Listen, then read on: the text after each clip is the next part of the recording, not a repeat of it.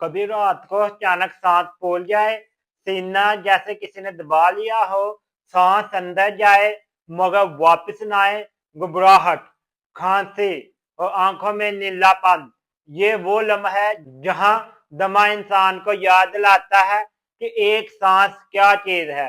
आज की वीडियो उन्हीं लोगों के लिए है जो सांस के लिए जद्दोजहद कर रहे हैं, जो चाहते हैं कि बच्चा फिर से खुल के सांस ले, जो चाहते हैं रुकती हुई सांस दोबारा बहाल हो जाए। दमा क्या है, दमा की लामात क्या है, दमा क्यों होता है, खतरनाक दौरे की निशानियां, इलाज, दवा, परहेज कैसे करें, सांस बहाली के तरीके कौन से हैं, दिल को छू लेने वाला एहतमाम। दमा सांस की एक नाले की एक सोजिश है जिसमें हवा के रास्ते तंग हो जाते हैं।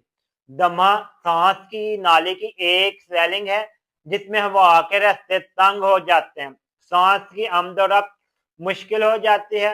ये बीमारी आती जाती नहीं बल्कि साथ रहती है, लेकिन काबू में रखी जा सकती है। सोचें, सांस जो इंसान की जिंदगी है, अगर वही बंद होने लगे, बस दमा इंसान को जिंदगी का और लम्हा कैद महसूस कराता है। दमे की कुछ निशानियां हैं जिसमें सांस का फूलना, सीने में जकड़न का महसूस होना, मुसलसल खांसी, हाथ का कराहत में आना, सीने से सीटी जैसी आवाज आना, रात में खांसी बढ़ जाना, थोड़ा चलने से सांस का बढ़ जाना।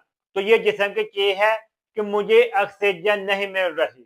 आखिर दमा होता क्यों है? ये धूल की वजह से होता है, मट्टी की वजह से होता है, ठंडी हवा की वजह से, धुआं, परफ्यूम, सिगरेट की वजह से, चंद लोगों को फूलों की वजह से होता है, बाबा नजला, जुकाम, दौड़ने से अगर सांस बंद हो जाए तब भी महसूस होता है। ये जेनेटिक इशू भी होता है। दमा अक्सर एलर्जी से शुरू होकर मुश्किल बन जाता है, यानी अगर बच्चे को बाबा नजला लगे, फिर खांसी बने, फिर सांस चढ़े, तो आगे चलकर यही दमा की शक्ल इख्तियार कर लेता है। अब हम आपको बताते हैं कि खतरनाक दौरा किस वक्त होता है। जब सांस बहुत ज्यादा तेज हो जाए, सीना दब रहा हो, नाक फूल रही हो, पेट की सांसें चल रही हो, होंठ नीले होने लगे, बच्चा बोल ना सके, तो एक सेकंड भी जाया मत करें, थोड़ी किसी करीबी हॉस्पिटल ले जाएं बच्चे को। ये लम्हा फैसला करता है जिंदगी और मौत का। अगर बच्चे को दमे का ज्यादा मसला है तो फौरी तौर पर इनहेलर इस्तेमाल करें, ये फौरी तौर पर सांस खोलता है। हर मरीज के पास ये होना लाजमी है। अगर मसला ज्यादा बढ़े तो रोजाना इस्तेमाल करें, क्योंकि ये छोटे से बीमारी बढ़ती है। नेबुलाइजर मशीन में रखें, जब शदीद दौरा पड़े तो फौरी तौर पर नेबुलाइज करें, ये सांस का रास्ता खोलता है। घर में आमतौर पर शहद को नीम गर्म पानी में डाल के दें, अदरक, तुलसी और कलौंजी का कहवा बना कर दें।